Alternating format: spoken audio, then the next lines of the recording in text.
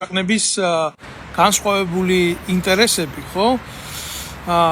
ფაქტიურად საქართველოში არსებული ეგრეთ წოდებული სოციალური კლასი, რომელიც ფინანსდებოდა რაღაცა ნასხლეტებით დიდი იდეოლოგიური დაჯგუფებებისგან სოფლიოში რაც მართავდა პროცესებს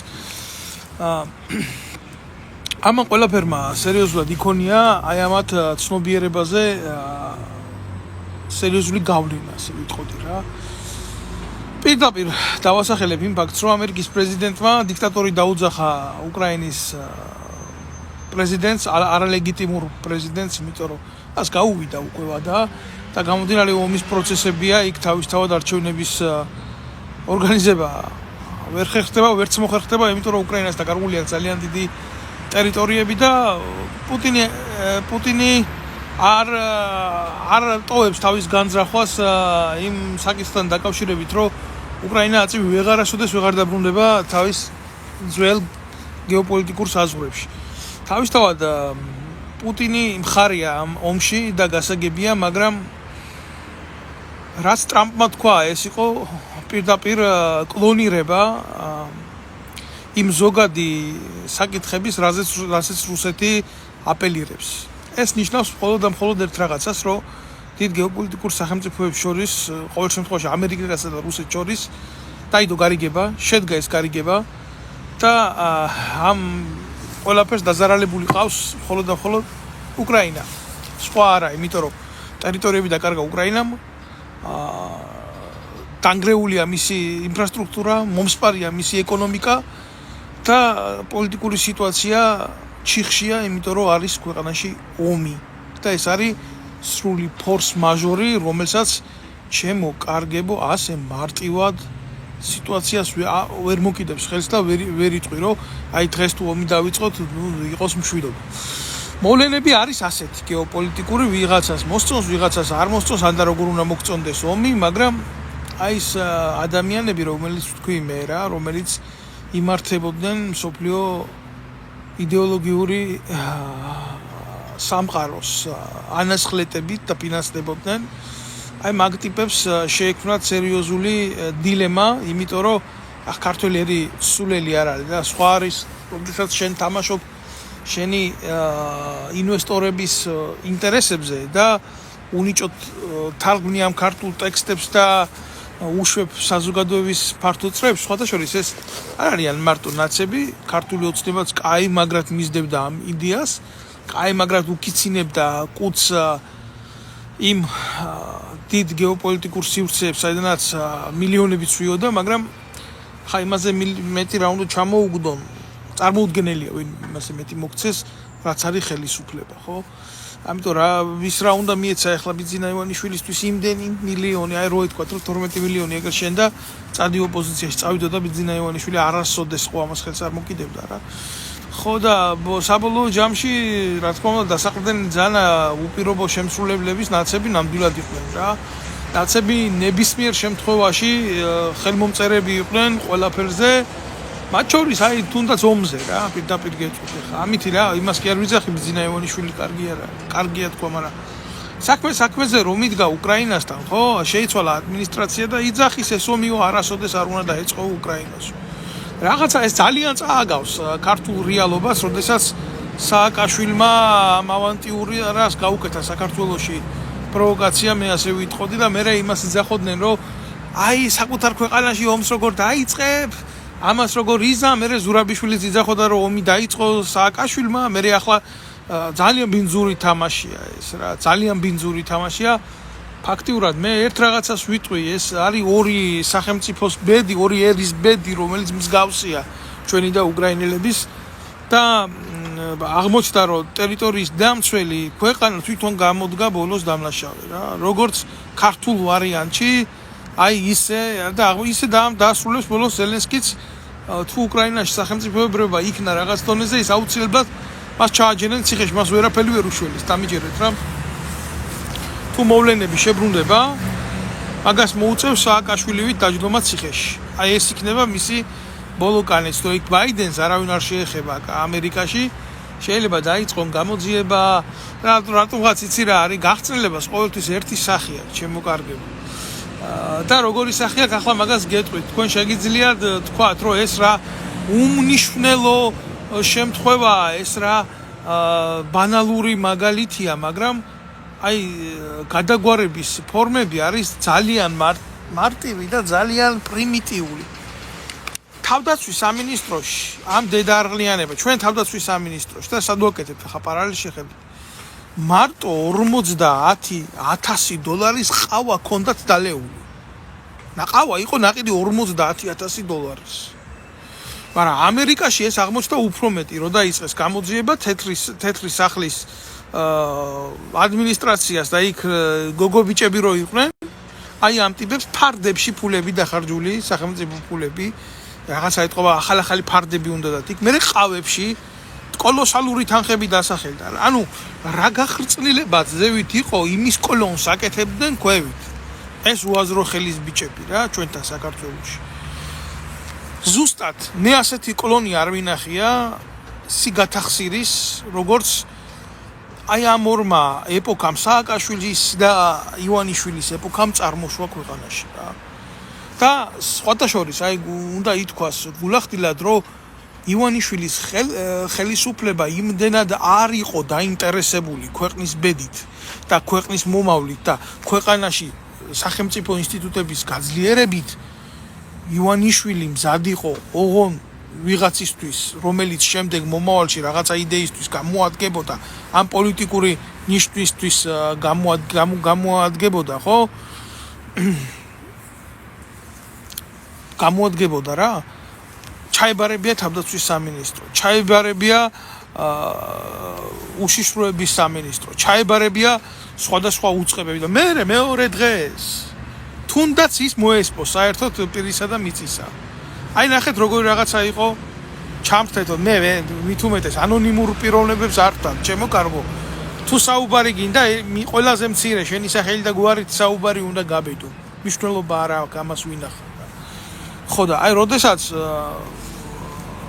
აი ასეთ საკითხებზე მიდის ლაპარაკი რა ამას უნდა მივაქციოთ ჩვენ ყურადღება მარტო იმის გინება რომ ამის ფონდი შემოვიდა იმის ფონდი შემოვიდა სოროსის ფონდმა დააქცია საქართველოს მარაზმი და რატო იყო ეს მარაზმი გეტყვით აგიხსნით რა თვითონ ხდებოდა იმ სოროს ივანიშვილი თვითონ უკრავდა ტაშს და თვითონ ეფერებოდა და თვითონ უძახოდა რა კაი ტიპი იყო და ასე შემდეგ არ იყო არ არის მაგის სურათები და არ არის მაგის ფოტომასალა როდის მერე გახდა ეს კაცი პატრიოტი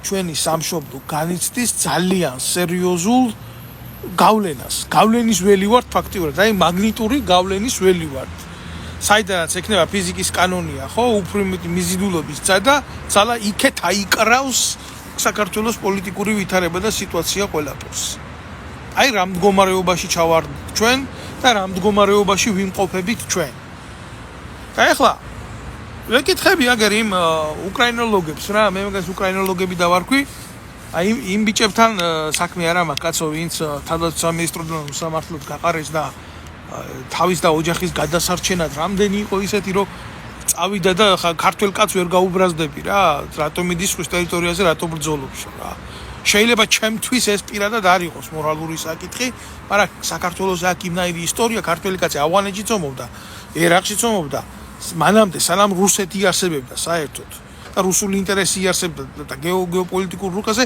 ქართველი კაცი გინდა აზიაში გინდა ევროპაში თავის ხმალს იქნებდა ყოველთვის და მე ვერავის ვერ გავამტყუნებ ფიქრათო წავიდა რა მაგრამ ფაქტი არის ერთ მე ყველას მოუწოდე რომ საბრძოლი არის საქართველოში საბრძოლი არის საქართველოსთვის და ის ნარატივი რომ მე უკრაინაში მივდივარ რომ საქართველოსთვის ვიბრძოლე ეგ მაგარი ყლეობა მაპატიოთ რა ეგა ზღაპარი და ორი კატეგორიის ფრონტი არის იმ უკრაინაში მე მაგაზე ვილაპარაკე ეს არის ყოფილი ხელისუფლების დანაშაულებრივი ბანდა რომელიც გარბის იქ იმიტომ რომ სხვა გზა არ აქვს და კატეგორია რომელიც გააგდეს თავდაცვის სამინისტროდან პროფესიონალი ბიჭები ნამდვილად რომ მართლა ახლა ფრინაუმა და არტილერისტმა შეიძლება არ იცოდეს რა ეს რა ქვია როგორ უნდა მოზილო თქვა რასტორი რომ შემდეგ იმას ქნა რა ქვია მშენებლობაზე იქ რაღაც საინჟინრო პროცესები გამართვა, თუმცა კაცმა ეგეც უნდა იცოდე. და იქ სირცხვილი კი არა ნებისმიერი მუშაობა, მაგრამ როდესაც შენ გეძლევა ამის საშუალება და შენ მოგვეყალა მწიხლი დაგარტყა, ხო? და სხვათა შორის რა არის უბედურება, იცი? აი ეს პირველი კატეგორია, რომელიც უკრაინაში ჩასახლდა და ზელენსკის რეჟიმთან ასე ვიტყვი, ასოცირდა იმის გამო, რომ თითქოს უნდა იბრძოლონ იქ საქართველოსთვის უკრაინიდან, აი ამ ნაბოზურებმა აი ეს ბიჭები, რომლებიც სამსახურიდან გამოგდებული იყვნენ სხვადასხვა მიზეზების გამო, ხელის ბიჭებად დაიქირავეს იქ რა, კაპიკებს აძლევენ. თუ არ ვინმე მოეწონათ კლავენ და მე მიათხრევენ იქ ფრონტის ხაზზე და რუსებს აბრალებენ. რა თუნდა რამის დაბრალება, რომ ქართველის სისხლში ხელი აქვს. მაგრამ ამას ხო ქართველი აკეთებს, ეს ხო რამოდენიმე ფაქტი მოხდა უკრაინაში, რომ ქართველმა ქართველი მოკლა პულის გულისთვის. ხო და ზუსტად აი ამ ეგრეთ წოდებულ პადგრუპას ვანო ბახმუტელი როა და ეგ კაცი გამოსირებულები არიან კიდე ხო? აი ამას მფარველობს ზუსტად ნაცების ეგრეთ წოდებული პარალელური მთავრობა რა. და ეს ბიჭები ვინც მიდიან, ექცევიან ამ კალანდაძეების და ზონდერების ხელში, რომელიც მართავს იქ ეგრეთ წოდებულ სიტუაციას რა. საერთოდ ომი იმხელა ქაოსია, ომში ასეთი რაღაცა მოსულა. თავისუფლად მოსულა ომში ასეთი რაღაცა. და მით უმეტეს ისეთ ომში, როგორც დღეს არის უკრაინაში, ნამდვილს გეტყვით ამას რა. და ქართველი კაცის სისხლი იღვრება უაზროდ და ეს მოღალატეები, ეს ბიძინა ივანიშვილების ანასხლეტები ამ ყველაფერს ხელს უწყობენ. აი რა არის პრობლემა, აი რა არის ყველაზე მეტად მიუღებელი მთელი ჩვენი ქართული საზოგადოებისთვის და მთელი ჩვენი ერისთვის და ჩვენი ერის გენოფონდისთვის, იმიტომ რომ იქედან უკრაინიდან ფულის მაგივრად მოდის ყუბოები რა, მათი ოჯახის წევრებისთვის, ვისაც გონია, რომ ჯერ რა გულით ხავთ, ბიჭო, რა გულით ეგუებით ამას, რომ თქვენი ოჯახის წევრები სხვა ქვეყანაში საომრად ფულის გულისთვის აკავთ გაშვებული, მაგის დედავადი. მე კიდე ერთხელ ვიტყვი, ჩვენ წავაწყდებით ისეთ გეოპოლიტიკურ მოვლენას, როგორც აგე რა ტრამპმა თქვა, დღეს ეს არისო უკრაინა, ხვალ შეიძლება რუსეთი იყოს. ვიღაცა შეიძლება არ მოწონს ეს, მაგრამ აი გეუბნებით რა, ისინი არიან ერთი რასის ადამიანები. ერთი სხეულის ადამიანები, ერთი სულის ადამიანები, ერთი გენეტიკური კოდის და ინდექსის ადამიანები. თუ რუსი არ იყო უკრაინელამდე, უკრაინელი იყო რუსამდე. და ყოველთვის აი ეს სლავური ჯიში და გენი წარმოსულია უკრაინიდან. და რომელი იქნება მათ შორის დომინანტი, რომ გაიერთიანოს გავლენები ერთმანეთს, ეს ქართველ ერს ნაკლებად უნდა აინტერესებდეს რა. გადახედეთ რამდენი მილიონია უკრაინა, რამდენი მილიონია რუსეთი, რამდენი მილიონი ვარ ჩვენ. ჩვენ ქართველებში, იცით როგორი პოპულაცია მოგვივიდა? ჩვენ ქართველებს მეორე კაცი გვარი სიმრავლით ქვეყანაში ყავს მამედოვი. ღმერთმა გაუმარჯოს მამედოვებს, მაგარი ხალხია, ძმაკაცი ყავს მამედოვი რა. ეს აქედანაც მივწერ მე გამრავლდი ღმერთმა კარგად გამყოფოთ თქო, მაგრამ ბიჭო, წადით აგერ ამის დედაშევეცი აზერბაიჯანში გამრავლდით ხო? საქართველოში უნდა გამრავლდეს ქართველები. ყოველ შემთხვევაში მეორე გვარი ქართული უნდა იყოს პოპულაციით. მე კიდე გეუბნებით, მაგრად მიყვარხართ, მაგრა გაფასებ და პირდაპირ ვიტყვი, აგერ ჯარში რომ მსახურობდი, იმდენი პიდარასტი ქართველი იყო ჩემი რგვლი, ხო? თუ ვინმე მიძმოდა გამიტანა, ეს იყო რიგითი აზერბაიჯანელი ბიჭები რა. და მაგაც სიყვარულს მე ვერასოდეს ვერ დავივიწყებ, მაგრამ ეს არ არის ქიციც მინდა და ქიც მაცურიც. ეს არის სულთა ეროვნული ამოძახილი, რომელსაც მე ვერავის ზურგს უკან ვერ ვიტყვი. ხო და შეხედეთ აგერ აზერბაიჯანს. როგორი სამხედრო ინფრასტრუქტურა შექმნა, როგორი პოლიტიკური პროცესები დაალაგა, როგორ მოუჭირა ყველას და ყველაფერს. აბა მის ქვეყანაში შენ თუ გაგეთებიებს რამეს ანტისახელმწიფოებს და ანტისამთავრობოს უძახე რა, გინდა დიქტატორი უძახე, გინდა შეხედეთ იმის პენსიონერს და მე შენ პენსიონერს შეხედე. არა გვაქვს ჩვენ ნავთობი, გამოსირებულები იძახიან. ოქრო ხო გაქვს, შედედა არნიანო. მე ოქრო რო გაქვს, რამდენი ტონა ოქრო გადის საქართველოდან? უფრო მეტი არ არის ოქროს ფასი ვიდრე ნავთობის? დაჟე ნავთობს შავ ოქროს უძახიან. გადათხარა მთელი კაზრეთი და თუსადმე რამე ისტორიული ის იყო, რა ქვია, საბადოები ყველა აფეთქა ივანიშვილმა. და ამას აქ რამე პატრიოტიზმის გულში, როცა სოფლიო გრგვინავს. სოფლიოში მიდის უზარმაზარი გეოპოლიტიკური ძვრები და ცვლილებები, როცა მოკავშირეთა აზრიც კი არის ერთმანეთის მიმართ გაყოფილი. და ერთმანეთს უძახიან, არა შენ წადი, არა შენი უსაფრთხოება მის საქმე უფრო მეტად არის ვიდრე ჩემი უსაფრთხოების რა. ეგ არის. ყველას ვთხოვ რომ მოიწონეს და გადააზიაროს ეს ვიდეო ლაივი. ჩემო კარგებო, ჩვენ აი ახლა ეს ივანიშვილის ეგრეთ წოდებული ხელისუფლება სულ ფეხებზე კიდია. რა იქნება ამ უახლოეს მომავალში? აგერ ეგრეთ წოდებული 3+1-ის ფორმატში რუსეთმა კიდე გააკეთა განცხადება, რომ აგერო ქართველებისთვისო სავარდლებიც არისო, დათმობილიო და მოდით და ვილაპარაკოთ თქვენთან, სომხებთან, აზერბაიჯანელებთან და ასე შემდეგ რა. ზოგს ძალიან ცუდად ესმის რეგიონის რეგიონალური პოლიტიკური სიტუაციები რა. შეხედეთ ხო რუსეთმა როგორ დათმო თავისი ინტერესი სომხეთში აზერბაიჯანის სასარგებლოდ. ეს რატო გააკეთა? აი, ვინმეს რო შეეკითხო ახლა ეს რატო გააკეთა, იტყვის რომ რუსეთი სუსტია და მითო გააკეთა. იცით რატო გააკეთა? აი ძალიან მარტივად გეტყვით, უკრაინიდან გაანეიტრალა თურქეთი. თურქეთი არის სულიერი და ხორციელი თანამოკავშირე აზერბაიჯანის. ფაქტიურად ისინი ერთ სახელმწიფოს სხვადასხვა ტანში უძახიან ასე ერთმანეთს. ხო და რა მინდა იცი რო გითხრათ? აი რის საფუძველზე დაუთმო რუსეთმა აი ეს ტერიტორია აზერბაიჯანს და მიაღწევია იქ თავისი მიზნები, იმიტომ რომ თურქეთმა თავისი ბაირახტარების მიწოდება შეწყვიტა უკრაინისთვის, რაც უნდა ითქვას, რომ სერიოზულ ზიანს აყენებდა რუსეთის არმიას, ძირითადად ეს იყო ფეხოსანი ჯარი, პეხოტა ეგრეთ წოდებული და მსუბუქი ჯავშან ტექნიკა და ეს იყო ლოჯისტიკის მანქანები თუ ასე შემდეგ და ასე შემდეგ. საერთოდ გათიშა ამ ომიდან თურქეთი და გაიხადა მისი თანამოაზრე და ფაქტიურად მისცა მას რეგიონალური მოთამაშის სტატუსი. გამოყო რა ის ევროატლანტიკური სივრციდან თავიდან ბოლომდე. მიუხედავად იმისა, რომ თურქეთი ნატოს წევრი ქვეყანა არის. აი როგორი პოლიტიკა განახორციელა ამან და დღეს აგერ უძახის კავკასიაშიო აგერო ჩამოდით და დავდგეთ და ვილაპარაკოთ.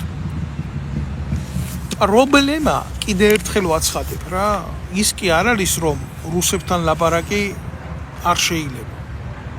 ამას იტყვის მხოლოდ რეგვენი, რომ რუსთან დიპლომატიური ლაპარაკი არ შეიძლება.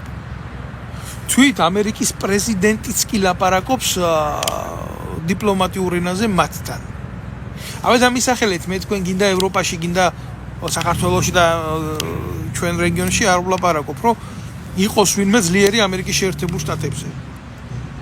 რატო ლაპარაკობს, რატო თუ აქვს ისეთი ძალა, რომელიც მაგათ საბოლოოდ მოსპობს და დაახევიებს და უარსათქმევიებს ამ სამხედრო პოლიტიკურ განზრახვებზე, რაც არის სხვა ქვეყნების ტოტალური ოკუპაცია, რატო ლაპარაკობენ მასთან დიპლომატიური ენით? თუ რა ხდება ეს როგორი სამართალია, იმათ აქვთ რუსებთან ლაპარაკის უფლება და ჩვენ არა გვაქვს. ვიღაცას ესმის ახლა ეს სხვანაირად და არასწორად, იმიტომ რომ არ აქვს გაანალიზებული ამ ბლოგის შინაარსი და რასაც მე ვამბობ, აი ის ზუსტად. რუსებთან ლაპარაკი კი არ არის პრობლემა. პრობლემაა ვინ წარმოგადგენს შენ რუსებთან ლაპარაკის დროს. რაზე ლაპარაკობ და რითი ლაპარაკობ. თორე ოტეიოსელიანის არ იყოს ლაპარაკის სწავლასო 2 წელი უნდაო და რასად როგორი ლაპარაკო, მაგათ მთელი ცხოვრება. კაცის მიმართ კაცზე თუ არის ეს ნათქვამი, სახელმწიფოზე ხო 10 მაგი და 20 მაგი ითქმის, ჩემო კარგო. ხო და მაგას გელაპარაკები. ესენი კოცები იქ რო დაჯდებიან.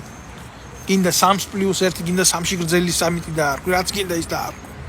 რა უნდა ილაპარაკოს ბიძინა ივანიშვილის განაკუებმა, ვიღაცა გამოსირებულმა, რომელსაც აი ისეთი პრინციპი ჩააბარა თავდაცვის სამინისტრო და საგარეო საქმეთა სამინისტრო, როგორც ჩააბარა მაგალითად უშიშროების სამინისტრო.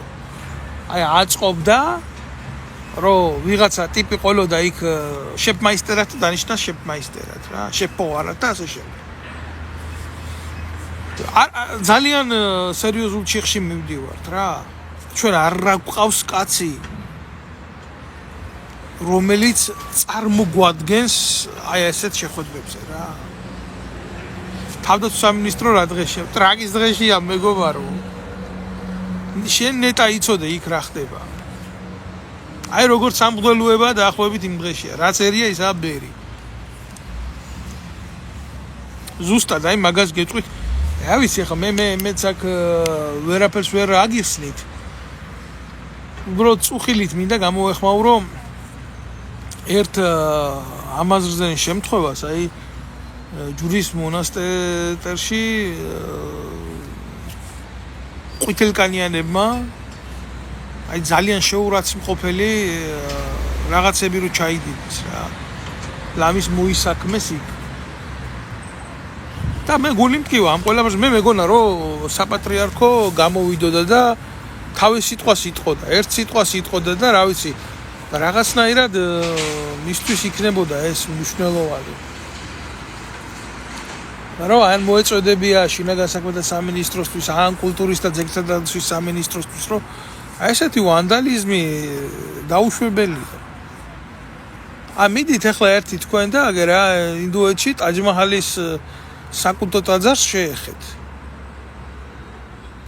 ეს არის ადგილი, სადაც არც უშეხებას, არამედ ფოტოს გადაღებას და ფოტოს გადაღებაზე ექნება პრობლემა, იმიტომ რომ შეიძლება რაღაცა რაკურსი არ მოეწონოთ და შენ ის არ უნდა გადაიღო ისე.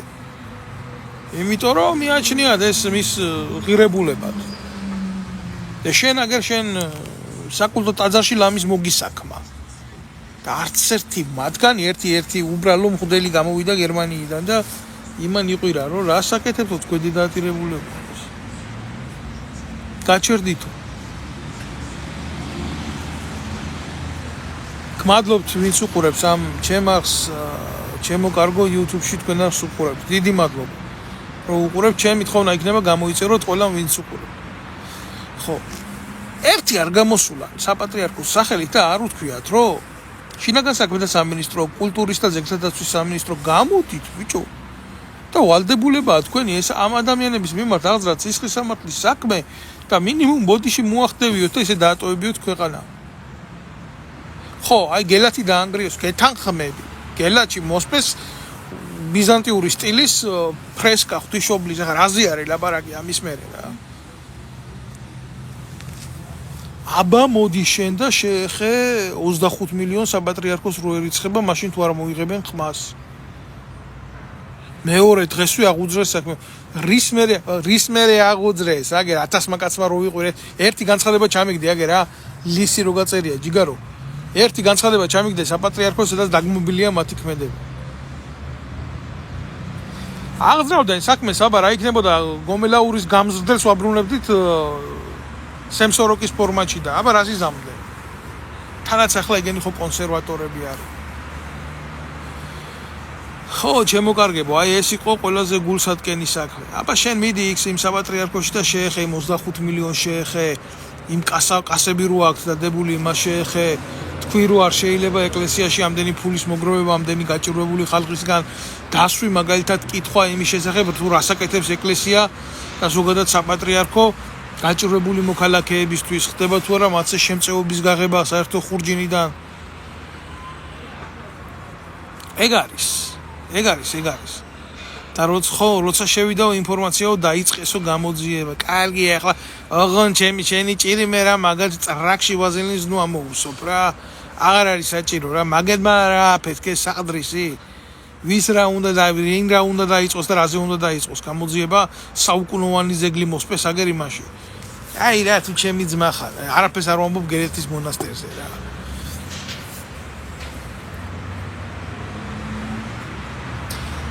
ახალი გადახურვა ნახე გელათისო რა დღეში ვარ, აი ვის ხელში ვარ თუ აგერ წერს ბადო. არ მინახია ჯიგარო. აი გულახდილად გეტყვი გელათის ეზოში ვარ გაზრდილი რა. ჩემი ბებია იყო, ჩემი მამის დედა იყო გელათელი ქალი, დოღონაძე იყო გვარად და მოკიდებდა ამ პატარა ბიჭებს ხელს, მაშინ აი უბედურების წლები რო იყო 90-იანების მერე აქეთ რა. ომის წლები და უბედურების წლები რა. ხო. რა იყო იცი? ემაშვებოდა რა ქვია, წაგვიყვანდა ამ იმაში რა ქვია. ამ ეზოში და გვათამაშებდა და იმ კულტურით და იმითი სავსე ვართ ჩვენ ყველა. და სხვანაირად მოქმედებს, კაცო, გელათის მონასტერი არ არის ჩემთვის რაღაცა ისეთი საკითხი და ისეთი თემა, რომ ასე იყოს გასატარებელი რა ეს თემა. რავი, ახლა რა უნდა ვთქვა მე? თუ ვინმეს რამე აქვს დაშავებული, აუცილებლად მე მჯერა, რომ აი ეს აუცილებლად მოუბრუნდება უკან. აუცილებლად მოუბრუნდება უკან. აუცილებლად. ან შეხა რავი რა ვთქვა? მეც მე ვერაფერს ვერ ვიტყვი. ღმერთია მოწამე, რომ ქართველი ერის მიმართ და ზოგადად ჩვენი კულტურის მიმართ შეიძლება ბევრს ქონია იმის სურვილი, რომ აელაგმა ქართველი კაცი და მოესპო თავის ქვეყანაში თავისი რელიგიით, მაგრამ ეს არ მომხდარა ასე რა. არასოდეს არ მომხდარა ასე. აი ამის თქმა მინდა მე და ახლა დანარჩენი აგე რა ჩვენ წავაწყდებით იმ მომვლენებს, რომ უკვე შინაგან საქმეთა სამინისტრომ დაიწყო ისეთ აგრესიულ თემებზე მოქმედება, როგორც არის ტყვია-წამლის ჩადება მაგალითად. მე ახლა არ ვაправებ არავის რა და არც ამაქვს მაგალითად არავის მიმართ პატივისცემა, ვინც ამ ეგრეთ წოდებულ პოლიტიკურ ტრიბუნებში მუშაობენ ოპერატორებად. თან როგორი ვარიანტია, იცი? ამ ოპერატორებად მუშაობას ვერ დაიწყებ, თუ ზონდერი არ ახარ რა. პლუს ამას უნდა იყოს ზონდერი, ციხლით შეგეძლოს კაცი გადათელო, რომ იქ მეორე პროვოკატორს მისცე იმის საშუალება, რომ მიკროფონი ჩათხაროს კამერაში და რაღაცა პროჭობა გააკეთოს. და უმრავლესობა ამ ოპერატორების არის სერიოზული ნაბოზურები, თუ გაინტერესებთ რა. დასაჭერები კი არა, დედები აქვთ მოსატყნავი. მაგრამ არის მეორე გარემოება, ის შეიძლება ცუდია. მაგრამ შენ რომ ხარ პოლიციელი, ძალოვანი უწყება და გააქვს იმის ვალდებულება, რომ შეინარჩუნო წესრიგი, კანონი, დადგე ხულიგნობაზე და მაიმუნობაზე მაღლა, არ იყო პროვოკატორი, ხო? შენ ბიჭო რა უფლებით ეუბნები, რომ აი ჯერ აშანტაჟებ. მერე მეორე თანაც შანტაჟს გააჩნია, აშინებ, რომ ტყვია წამას ჩაგიდებს სახში და ასე იქნება. ამას აკეთებდა შევარდნაძის დროინდელი პოლიცია. კი, მერე სააკაშვილის პოლიცია უკვე საჩვენებელ კრიმინალს აკეთებდა, როგორც იყო რიტუალური მკვლელობა. უკაცრავად. რიტუალური მკვლელობები და ისინი გააკეთებდნენ ას წელიწადში ერთ მკვლელობას, ორ მკვლელობას. ისეც დასანახს, რომ ტერორის სახე ქონოდა ყველაფერს დამთუხის ეგრეთ წოდებული ოპერაცია, აბა რა იყო?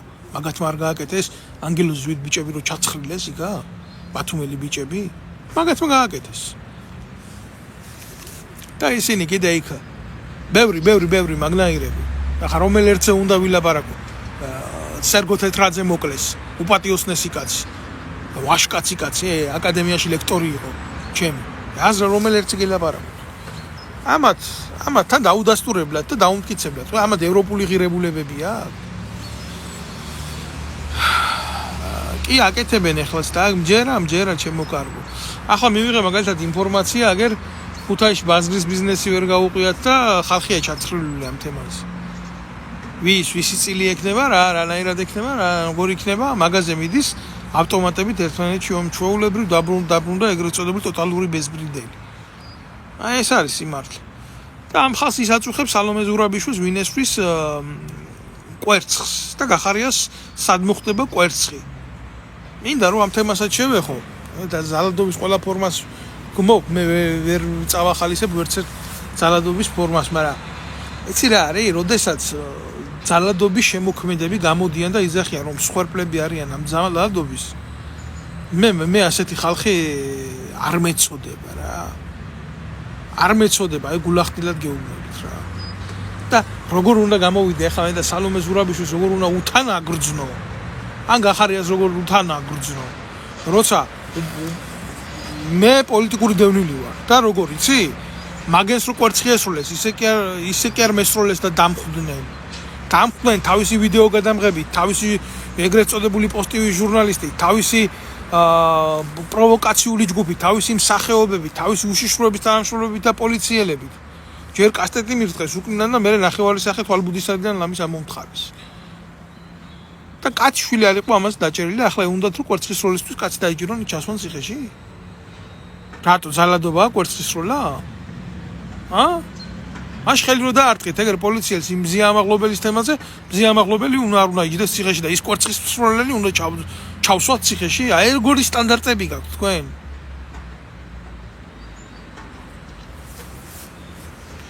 რა არის იცი? ზურაბიშვილს ერთი ხმა არ გაუღია, გახარიას ერთი ხმა არ გაუღია. ჩემი ძმა პოლიტიკური დევნილია. სისხლის სამართლის საქმე აღუძრეს, რატო უყვარს ქვეყანა. და დიდგორობაზე რატო წავიდა იმას აღსანიშნავად და თურქებს რო არ წყენოდათ ეს ყველაფერი, ამიტომ უნდა დაჭერილი იყო ჩემი ძმა. და პლუს ამას აგერ არაპატიეს ჩემი ძმობა და ის რომ მე დევნილი ვიყავი. და გახადეს კაცი ისიც დევნილი. ამ ღორიშვილებმა. რასთვის დაიჭირეს დათო კუტალაძე? დღემდე არ აქვს დამტკიცებული კაცი ციხეში და არის ის სიგულისთვის. ლექსო მოკალი, ეს მოკალი, ის მოკალი. ამ დროს ტიპი წამალში გაიბარა, ცხონებული, წუხარ. მაგარი საყვარელი დედა ყავდა, რო გამოვიდა ის ქალი და ილაპარაკა, ღამე ვერ დავიძინე. მაგრამ ფაქტი ხო ფაქტია, კაცო. ადამიანს რომ მკვლელობას აბრალებ რა, მით უმეტეს ვიღაცის და მით უმეტეს რუსთაველზე მთავარ მოედანზე, ხო? კაც არ უნდა დაუდო ფაქტი რომ აი შენ ხელი დაარტყი, შენ ცივი იარაღი დაარტყი. აგერ არის სამედიცინო დასკვნა, ამან გამოიწვია ეს, ამან გამოიწვია ეს. კი, შეიძლება დაარტყა ხელი მოგვიანებით მოკვდეს კაცი, მაგრამ ხო უნდა იყოს საზოგადოება ამის შესახებ ბოლომდე ინფორმირებული და გამჭირვალეთ ხო უნდა იყოს. მათი მძღნერი არ არის და ჩვენი მძღნერია თურმე მძღნერი მარტო. აი როგორი კანონი უნდათ ამას და რას უძახიან ეგენი დემოკრატიას. ქოცების დედას როშევეცი მე ისე დაიჭირეს გიორგი ჭელიძე. ბიჭო, ამათან უნიჭოები დებილები რა. საბრძოლო მასალა ჩაუდებითო, ჩაუდეს. და ისიც ვერ ჩაუდეს სწორად და სამონდირეო მაღაზიაში რო იყიდება დაბალი მუხტაჟობის ტყვი, ახლა როგორ აუხსნა ვინც არის ის. ჩაუდეს ის და გაუსაღეს საბრძოლო მასალა. აღმოჩნდა რომ მე ეს ტყვია წამალი ისთვისაც კაცმა 3 წელი დანახევარი ციხეში გაატარა, თავისუფლად იყიდება აგერ მაღაზიაში და თქვენ ციხიდით. ნებისმიერი დასრული ადამიანი, ქალი თუ კაცი, თუ მიხვალთ იმ მაღაზიაში და პირადობის მოწმობას გაატარებთ, აიღებთ მაგრამ ტყვია წამალს. ჯო არის ეს რას გავს ეს ამის დედავატირი. გახარია არის, ესე იგი დაზარალებული და ვინც ციხეებში იჯდა, ვინც პოლიტიკური დევნილები ვართ, ვინც თავზე დაგვესვნენ, ვინც ციხლის გადაგვიერეს, ჩვენ არა ვარ დაზარალებულები? რა ვქნა მე? მშობლიური ენა ჩემი ქართულია. სისხლით და ხორცით ქართველი ვარ. ჩემი ქვეყნის გულისთვის ომში ვარ ნამყოფი. და ფეხზე წესივრად ბოტას ვერ ვიცმავ, იმიტომ რომ სამხედრო ბატინგისგან დეფორმირებული მაქვს ფეხები. წლების მანძილზე. ასე დამიტოვა ეს ეგრეთ წოდებულ საჩუქრად.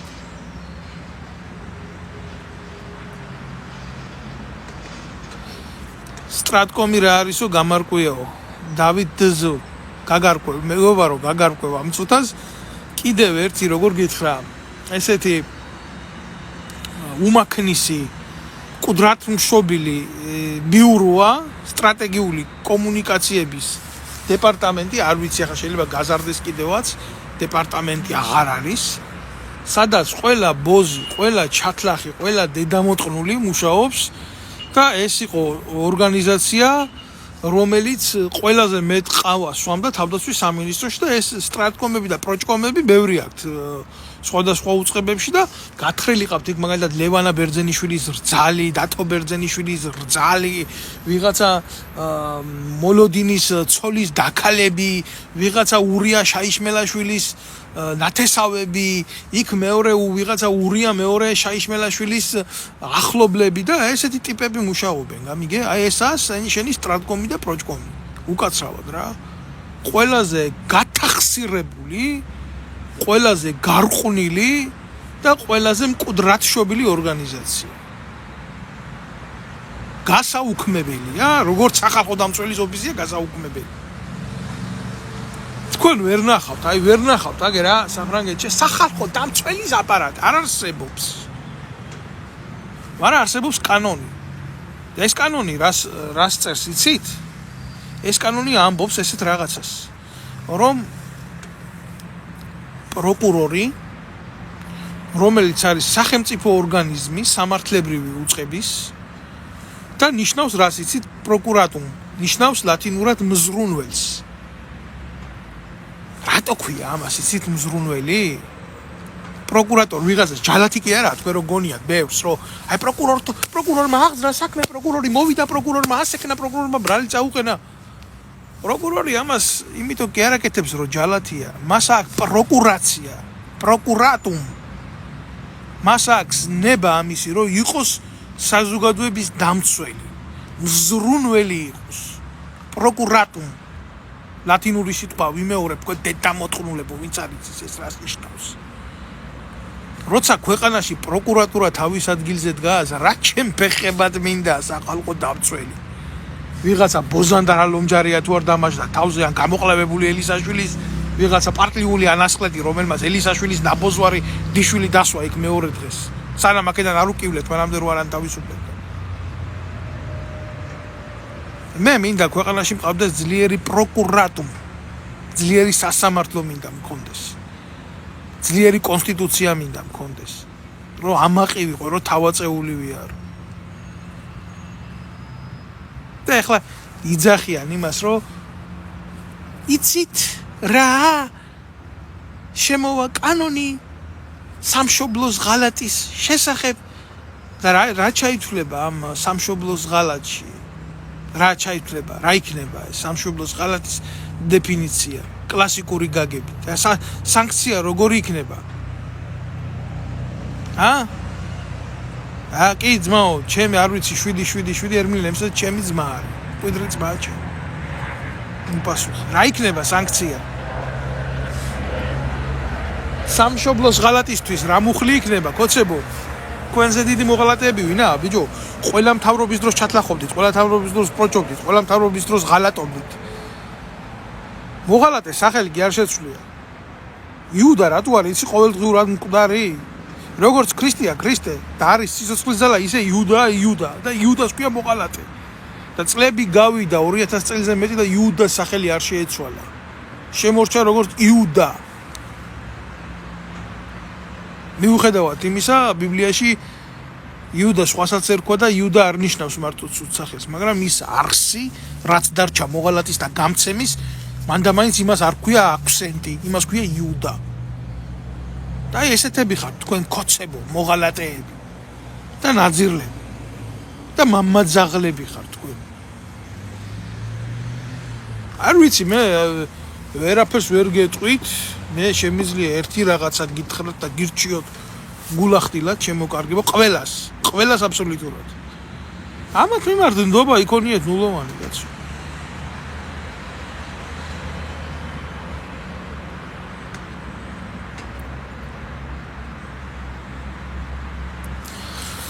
ესე იგი ეს უშიშროების ნასეტკები რა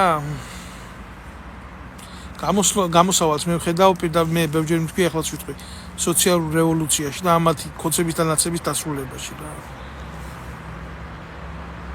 ვიღაცა უნდა წავიკითხო რა ეს კომენტარი ვიღაცა ლინდა წერს ლინდა აი მივაქციოთ ყურადღება და ნინო 777 აქ მე ლინდას ქვევიდან მიწერილია რა მაგარი ფსევდონიმები გაქვთ აღებული თქვენ და უნიჭოებო რა რომ ჩამოდიო შენ ჩამოდიო მძღნერო ჩამეყოფილო მძღნერი ჩამოდიო საქართველოშიო შენი ჩაჯმული სახე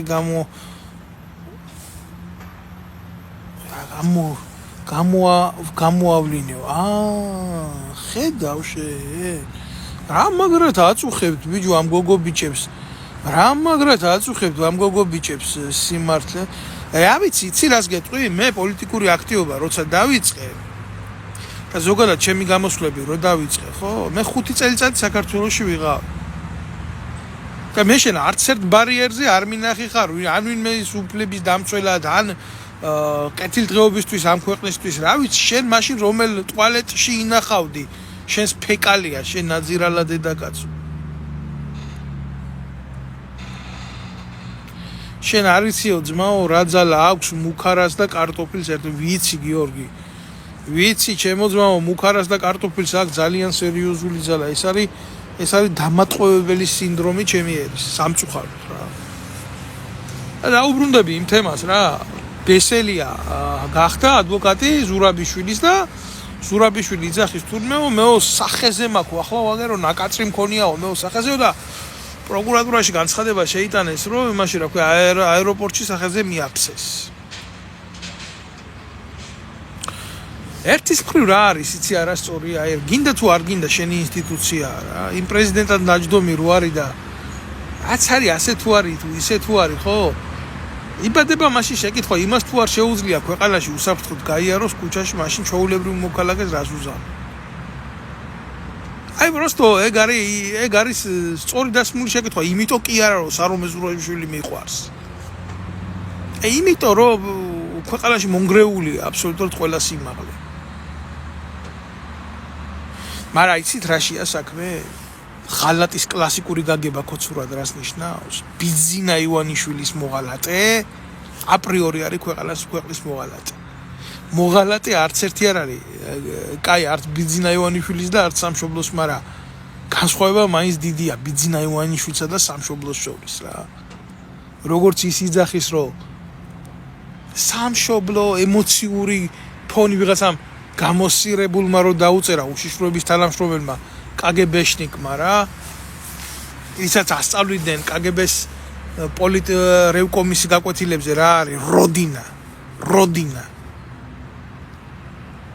ეგ არის საქმე რა შეურაცხყოფას კი არავის არ ვაყენებ იმ კგბ-ში და იმ საბჭოთა კავშირის დროს გაცილებით უფრო მორალური მილიცია და უშიშროება იყო ვიდრე დღეს ახავს ბიძინა ივანიშვილს მაგრამ ერთ-ერთი მოტივის გამო ისინი იდეას მაინც ემსახურებოდნენ ამგეს არც იდეა არც მწამსი არაფერი არა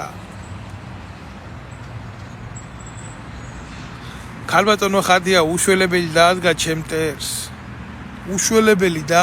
მტერს აუცილებლად გვეშველება თუ ჩვენ ვისწავლით ერთად დგომას და გადაულით თავზე ამდენ ნალზირალას თუ რა ერთადერთი სოციალური ექსპერიმენტი გაკეთდა ვირთხებზე და თუმცა სამწუხაროა მაგრამ ძალიან გავს ვირთაგვის და ზოგადად ამ ღრნელის ინტელექტუალური მონაცემები ადამიანის ინტელექტუალურ მონაცემებს ცნობილი ფაქტია და ამიტომ აკეთებენ ვირთხებზე ექსპერიმენტებს და გეტყვით აგერ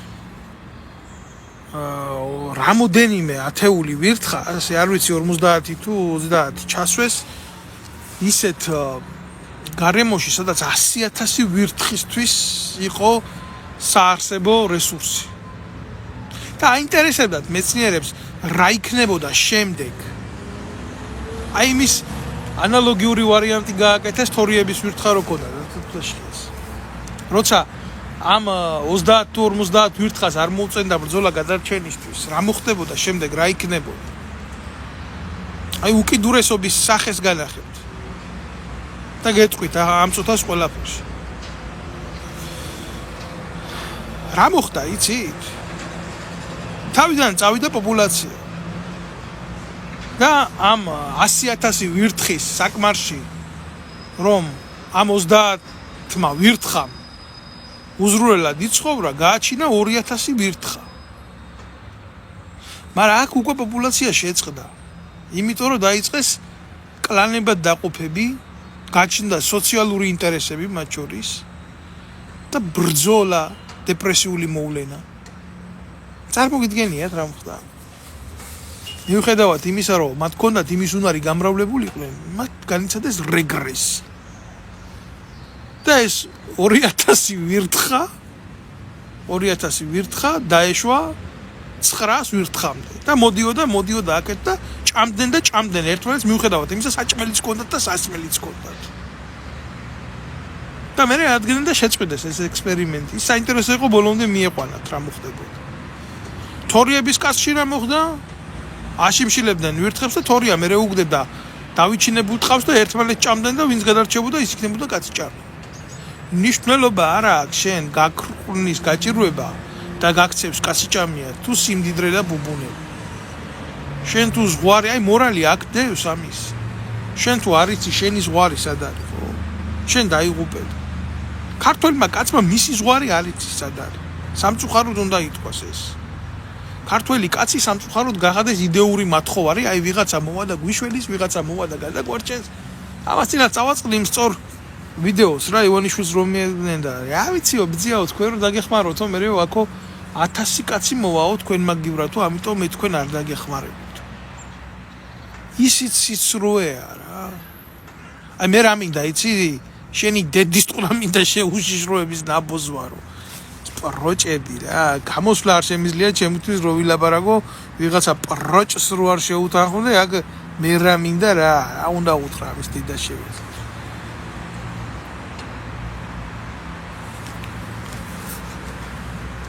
ხო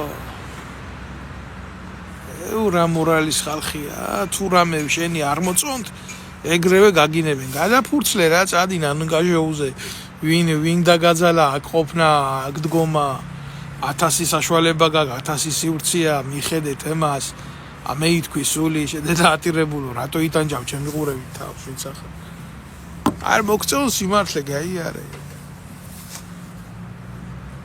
ეს არის უბედურება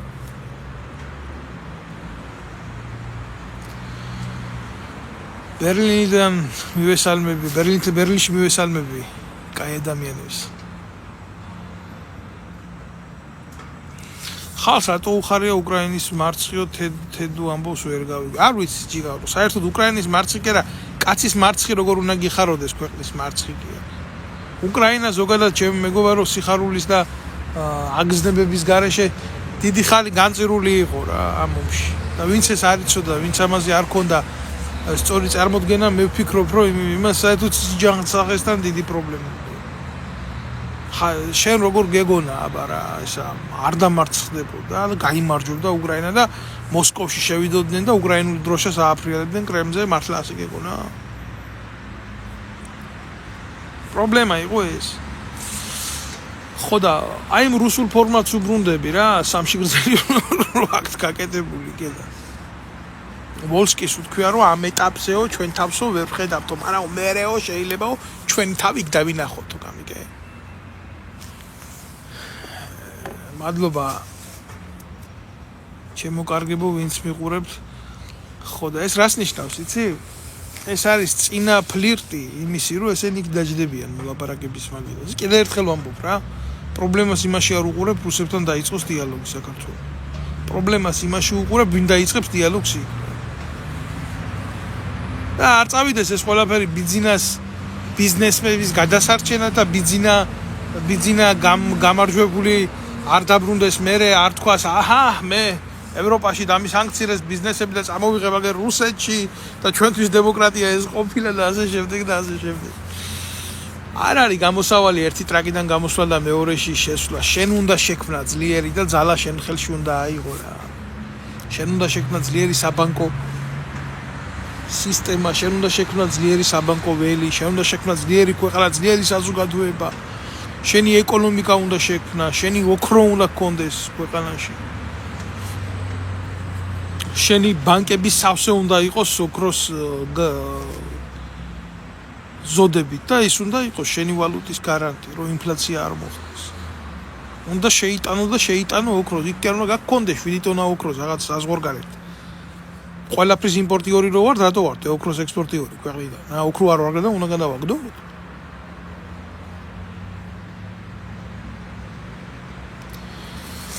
აი დედა რამდენი დასირებულია ამ ქვეყანაზე ხალხს იცი რა აინტერესებს აი ესეთ რაღაცებს რო ვლაპარაკობ რა აინტერესებს მაგალითად რა ზომა მაქვს ფეხი თმას საით ვივარცხნი ესენი ავანტყოფები არიან რა აი ესენი არიან უშიშროების ნარატივჩიკები კარგი ჩემო კარგებო მოდი დავასრულოთ დღეს გამოსვლა მართლა არ არის ლამაზი როცა ერთი კაცი გამოდიხარ და მოვლენებს იმაშვები რა ქვია მოვლენებს განიხილა იმიტომ რომ საჭიროა მეორე ადამიანი ვინც კომპლექსურად აფასებს ამას რა ასე რომ მე შევეცდები ჩავწერო ეს ბლოგი კოჩა ვეტრიაკოვთან და აი იქ განვიხილოთ ყველაფერი კი თედო გისმენ ჩემო კარგო სანამდე გავალ ეთერიდან მანამდე შემიძლია გიპასუხო და შეგიძლია მკითხოთ რა მოგვიანებით მე გავეთიშები